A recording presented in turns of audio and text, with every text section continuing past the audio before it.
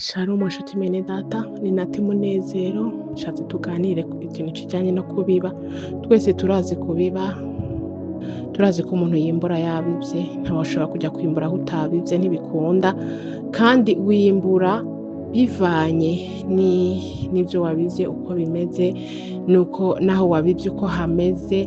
Niba hameze neza uzimbura ibimeze neza, niba wabibye ibimeze neza uzimbura ibimeze neza.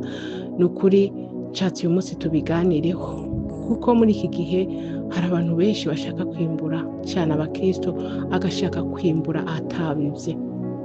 Nshuti mwene data, ndagira ndagutangarize ko naho wosenga amajoro n'amajoro ariko utabiba ntabwo uzimbura. Turazi neza ko imirimo dukora mu isi ari izo duherekeza. Nta kindi kizoguherekeza nshuti mwene data uretse imirimo ukora mu isi, imirimo myiza, kuko n'imibi izogeraho ivuga ati yakoze ibi bitari byo. Rero imyiza niyo izoduherekeza. Twakoze, twige gukora neza, twige kubiba neza, kugira ngo tuzoherekezwe n'imirimo myiza twakoze. Ugasanga nk'umukristo ari kuvuga ngo ndaduza umusozi, ngo ndagiye, ngo njyanye imitwaro myinshi, ushaka Imana induhure. Mbe nshuti mwene data, wowe ni uwuhe mutwaro n'umwe waba wararuhuye umuntu, waba warafashije umuntu kuri iyi si kugira ngo amererwe neza, canke aruhuke, canke ashime izina ry'Imana, kugira ngo nawe ubarire Imana ngo ikuruhure? Dushaka ko Imana idukorera ariko twe tutakoze. Nshuti mwene data, wige kubiba. Iyo bariye abantu ibyo kubiba, batangura kwiyumvira ngo ibintu by'ubutunzi, ibintu by'amahera, ngo je nta mahera afise yo gutanga, ngo nta butunzi afise bwo gutanga. Oya namba, hari ibyo Imana yaduhaye, hari ibyo Imana yaduhaye ku buntu twokoresha, kandi tukabiba neza, tukazimbura neza. Nshuti mwene data, nta cyitwazo na kimwe uzogira imbere y'Imana. Ntabwo uzogenda uyibwira ngo sinari ntunze, ngo sinari mfise amahera, ngo sinari mfise iki. Oya namba, turafise ibyo twobiba kandi bikagenda neza, tukazimbura neza. Ibi dufise mu isi byiza ntabwo bizoduherekeza.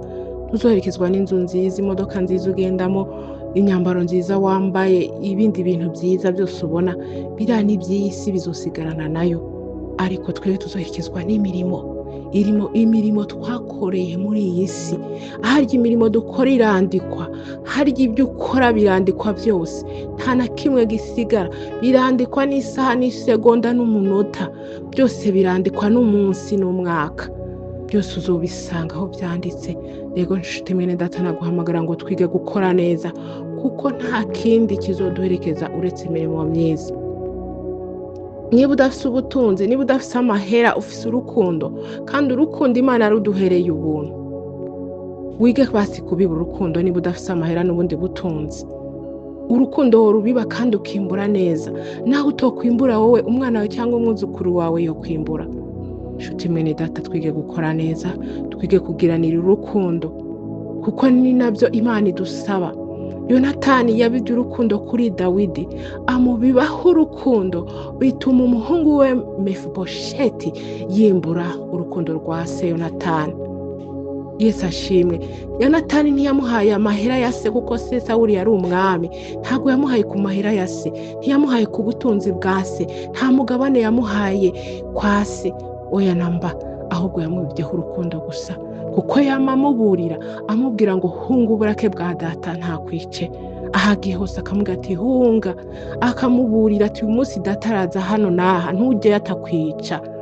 Yesu ashimwe. Nshuti mwene data, urwo rukundo Yonatani yabibye rwatumye Mefibosheti umuhungu wiwe yicara ibwami, rutuma asangira n'umwami, bituma Mefibosheti asubizwa ibya sekuru byose Sawuli. Oh, Yesu ashimwe cyane. Nshuti mwene data, twige gukora neza. Imirimo myiza nizo duherekeza, imirimo myiza nizo tuvugira. Ndafashijwe cyane nshuti mwene data, ni ukuri twige kubiba ibyiza kugira ngo tuzimbure. Ubibye bike uzimbura bike, ubibye byinshi kandi uraba naho urimo kubiba niba hameze neza. Nshuti mwene data, na Yesu yemeye kutwitangira twebwe abanyabyaha.